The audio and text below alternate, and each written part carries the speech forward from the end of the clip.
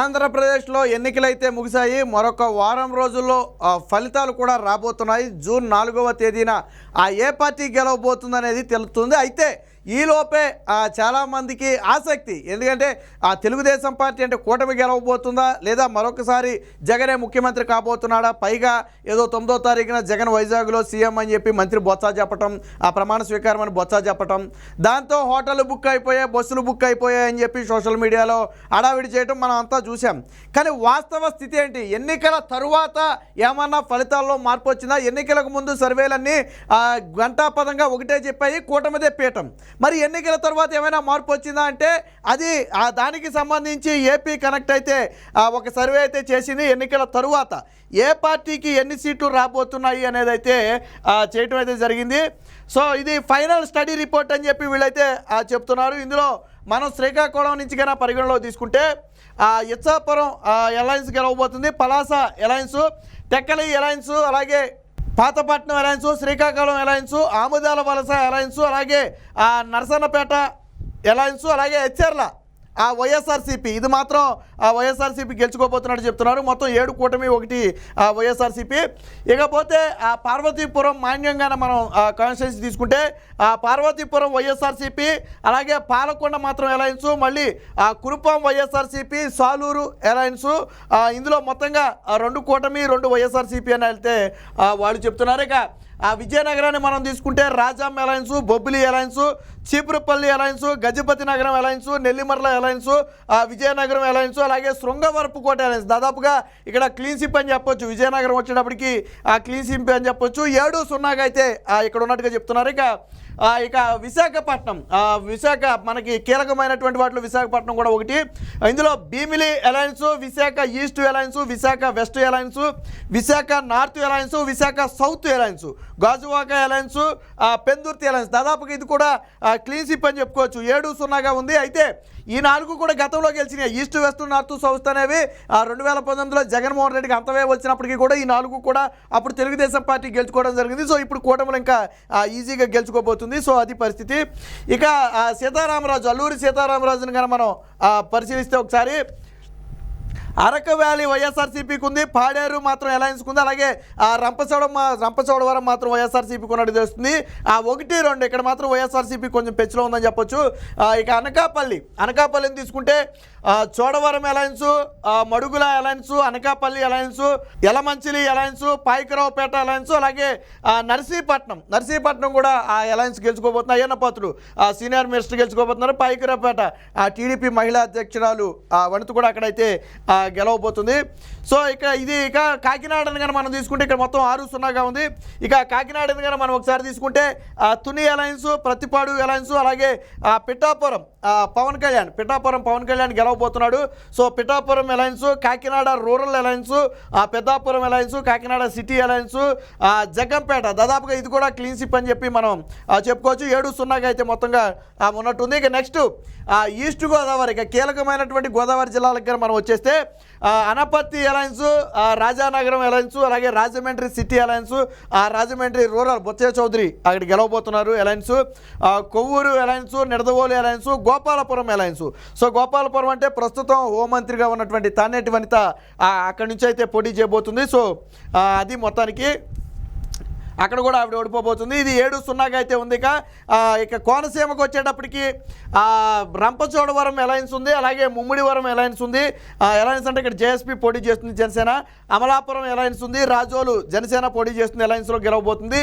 P Gannavaram ఇక్కడ కూడా అలయన్స్లో జనసేన గెలవబోతుంది.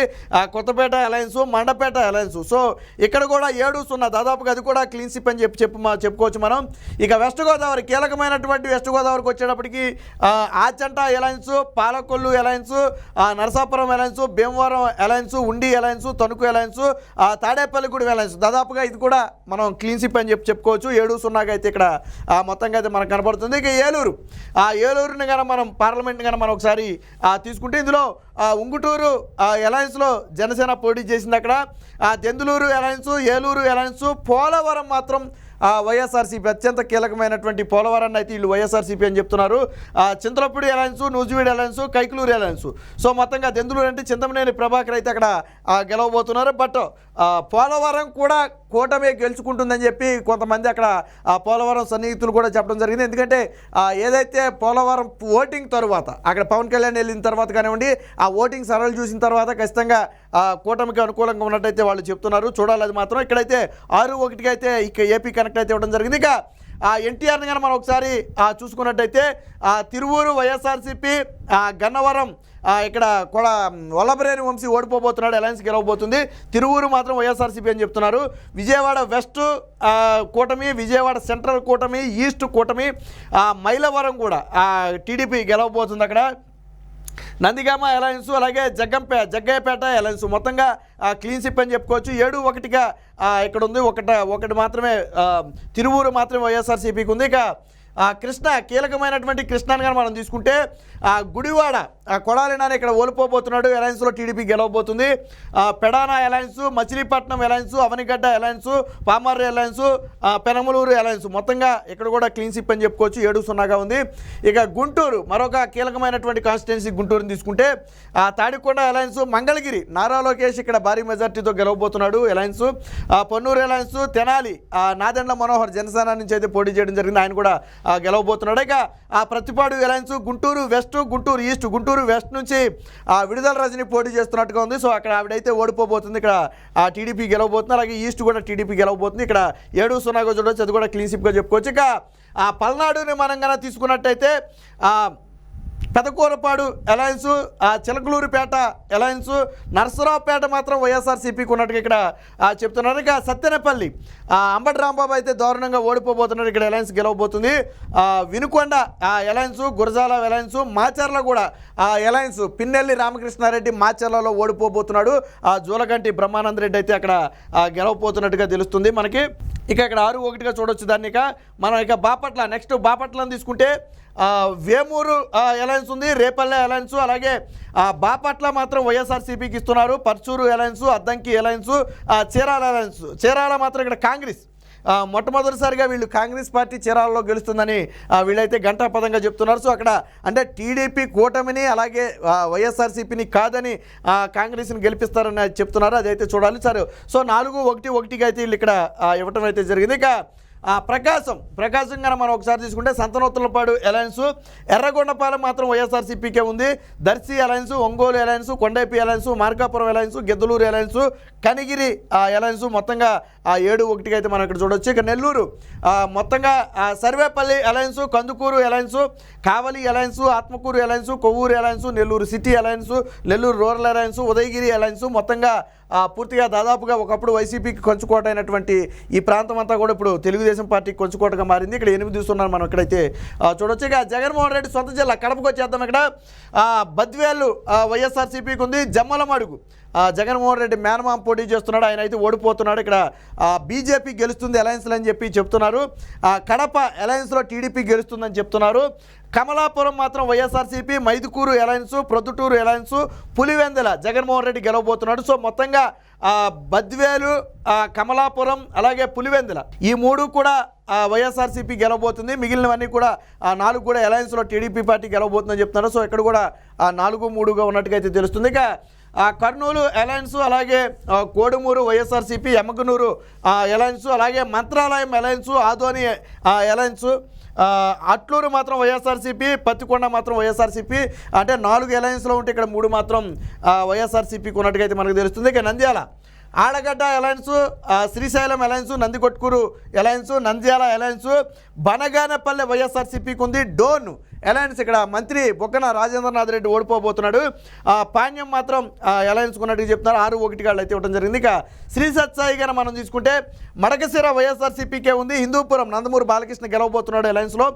పెనుగొండ అలయన్స్, పుట్టపర్తి అలయన్స్, అలాగే ధర్మవరం అలయన్స్ టీడీపీ గెలవబోతుంది. కదిరి కూడా అలయన్స్లో టీడీపీ గెలవబోతుంది. 5-1గా అక్కడ మనం చూడవచ్చు. ఇక అనంతపురం కీలకమైనటువంటి అనంతపురం చూస్తే రాప్తాడు అలయన్స్ ఉంది, రాయదుర్గం అలయన్స్ ఉంది, ఉరవకొండ పయ్యావుల కేశవ్ మరొకసారి గెలవబోతున్నారు. ఆల్రెడీ 2019లో కూడా ఆయన అంతవేవులో కూడా ఆయన అయితే గెలవడం జరిగింది. ఇక గుంతకల్లు అలయన్స్, తాడిపత్రి అలయన్స్, సింగనమల కాంగ్రెస్ గెలవబోతుందని చెప్తున్నారు. ఆల్రెడీ ఇందాక ఒకటైతే వాళ్ళు కాంగ్రెస్ గెలుస్తుందని చెప్పారు, చేరాలనుకుంటా. ఇక్కడ కూడా సింగనమలలో కూడా కాంగ్రెస్ గెలవబోతుందని వాళ్ళైతే చెప్పడం జరిగింది. సింగనమల నుంచి బండారు శ్రావణి తెలుగుదేశం పార్టీ నుంచి అయితే పోటీ చేయడం జరిగింది. మరి ఏమవుతుందో అయితే చూడాలిక. అనంతపురం అర్బన్ అలయన్స్, కళ్యాణదుర్గం అయితే ఆ అలయన్స్ 7-0 వైఎస్ఆర్సీపీ ఖాతా లేదు, కాంగ్రెస్కి అయితే ఒకటి ఇవ్వడం జరిగింది. ఇక అన్నమయ్య జిల్లాకు వచ్చేటప్పటికి రాజంపేట అలయన్స్, కోడూరు మాత్రం YSRCP, Rayachoti YSRCP, Thamballapalle alliance, Pileru alliance, Madanapalle alliance 4-2గా ఉంది. అక్కడ చూడొచ్చు. ఇక తిరుపతిని కానీ మనం తీసుకుంటే Tirupati alliance, Sullurpeta alliance, Venkatagiri alliance, Gudur alliance, Srikalahasti alliance, Satyavedu మాత్రం వైఎస్ఆర్సీపీకి ఇచ్చారు. చంద్రగిరి అలయన్స్కి ఇవ్వడం అయితే తెలిసినట్టుంది. ఇక్కడ చంద్రగిరి అంటే చెవిరెడ్డి మోహిత్ రెడ్డి పోటీ చేసినట్టుగా ఉన్నాడు, అదేననుకుంటా. చిత్తూరు వైసీపీ నుంచి, చిత్తూరు పొంగనూరు వైఎస్ఆర్సీపీ పెద్దిరెడ్డి రామచంద్రారెడ్డి అయితే అక్కడ గెలుస్తున్నట్టుగా వాళ్ళు చెప్తున్నారు. ఇక నగరి రోజా దారుణంగా ఓడిపోబోతుంది. గంగాధర్ నెల్లూరు అలయన్స్, అలాగే Chittoor alliance, Puthalapattu alliance, Palamaner alliance, అలాగే కుప్పం నారా చంద్రబాబు నాయుడు గారు అయితే ఇక్కడ గెలవబోతున్నారు. 7-1గా అయితే ఉంది. ఇక లోక్సభ స్థానాలను 25 లోక్సభ స్థానాలను కూడా మనం ఒకసారి పరిశీలిద్దాం. శ్రీకాకుళం అలయన్స్, విజయనగరం అలయన్స్, అరకు మాత్రం YSRCP, Visakhapatnam alliance, Anakapalli alliance, Kakinada alliance, Rajahmundry alliance, Amalapuram alliance, Narasapur alliance, Eluru alliance, Machilipatnam alliance, Vijayawada alliance, Guntur కూడా అలయన్స్లోనే ఉంది. ఇక Narasaraopet alliance, Bapatla alliance, Ongole alliance, Nellore alliance, Tirupati alliance, Chittoor alliance, Rajampet alliance, Kadapa Congress YS Sharmila ఇక్కడ గెలవబోతున్నట్టుగా అయితే వాళ్ళు చెప్తున్నారు. ఇక నంద్యాల వైఎస్ఆర్సీపీకి ఇచ్చారు, కర్నూలు వైఎస్ఆర్సీపీకి ఇచ్చారు, అనంతపూర్ అలయన్స్, హిందూపూర్ అలయన్స్కి అయితే ఇవ్వడం జరిగింది. ఇది కన్నా మనం ఎక్స్పెక్టెడ్ సీట్స్ని కన్నా మనం ఒకసారి కన్నా పరిశీలిస్తే ఇక్కడ కూటమిని మొట్టమొదటిగా పరిగణలో తీసుకుంటే 21 పార్లమెంటు స్థానాలు, 153 అసెంబ్లీ స్థానాలతో ఒక చరిత్రను తిరగరాయబోతున్నట్టుగా అయితే వీళ్ళైతే చెప్పడం జరుగుతుంది. ఇక వైఎస్ఆర్సీపీకి వస్తే కేవలం 3 ఎంపీ స్థానాలు, ఏదైతే గతంలో తెలుగుదేశం పార్టీ 3 ఎంపీ స్థానాలకు పరిమితమైందో అదే ఎంపీ స్థానాలకి ఇప్పుడు వైఎస్ఆర్సీపీ పరిమితం అవుతుంది. 20 ఎమ్మెల్యే స్థానాలు, గతంతో తెలుగుదేశం పార్టీతో పోల్చుకుంటే ఇంకొక 3 సీట్లు తక్కువే వస్తున్నాయి వీళ్ళకి. అంటే దారుణమైన ఓటమిని జగన్మోహన్ రెడ్డి చూడబోతున్నాడు అనేది మనకి ఇక్కడ స్పష్టంగా అర్థమవుతుంది. ఇక ఇదే సమయంలో కాంగ్రెస్కి కూడా 2 సీట్లు అయితే ఒక ఎమ్మెల్యేను ఒక ఎంపీ ఇవ్వడం జరిగింది. ఎంపీ ఏమో కడప నుంచి పోటీ చేస్తున్నటువంటి షర్మిల గెలుస్తుందని చెప్తే, ఒకటేమో చీరాల, సింగనమల, ఈ 2 కూడా కాంగ్రెస్ పార్టీకి గెలుస్తుందని చెప్పి వీళ్ళైతే సర్వేలో చెప్పడం జరిగింది. ఇక ఓట్ షేర్ని కానీ మనం పరిశీలిస్తే 53% ఓట్ షేర్కి అయితే కూటమి చేరుకుంది. గతంలో తెలుగుదేశం పార్టీ ఇండివిజువల్గా పోటీ చేసినప్పుడు దాదాపుగా 40% ఓట్ షేర్ ఉండేది. అప్పట్లో జనసేనకు ఒక 7% ఓట్ షేర్, అంటే మొత్తంగా 47% ఓట్ షేరు. బట్ ఇప్పుడు పెరిగింది ఓట్ షేర్, అది జనసేనకు పెరిగిందా లేకపోతే తెలుగుదేశం పార్టీకి పెరిగిందా అనేది పక్కన పెడితే 53% ఓట్ షేర్తో కూటమి అయితే ఉంది. ఇక 50% ఓట్ షేర్ నుంచి వైఎస్ఆర్సీపీ 39% కంటే దాదాపుగా 11% ఓట్ షేర్ని అయితే వైఎస్ఆర్సీపీ కోల్పోతుంది. ఇదే సమయంలో కాంగ్రెస్ పార్టీ కొద్దిగా పుంజుకుందని చెప్పొచ్చు, 5% ఓట్ షేర్ని కైవసం చేసుకుంటుంది. ఇతరులు వచ్చేటప్పటికి 3% ఓట్ షేర్ని అయితే కైవసం చేసుకోబోతున్నారు. ఇది మొత్తంగా ఏదైతే ఏపీ కనెక్ట్ పేరుతో ఒక సర్వే వచ్చిందో ఇదైతే హిస్టరీ రిపీట్ అన్నట్టు, అంటే ఒక రకంగా ఆంధ్రప్రదేశ్లో ఒక నూతన చరిత్ర. 153 సీట్లతో 21 ఎంపీ స్థానాలతో ఈ కూటమి అయితే ప్రపంచంలో సృష్టించబోతుందని చెప్పి వీళ్ళైతే చెప్తున్నారు. మరి వీళ్ళు చెప్పిన దాంట్లో ఎంత వాస్తవం ఉంది ఎంత అవాస్తవం ఉందనే తెలియాలంటే ఫలితాల వరకు వేచి చూడాలి.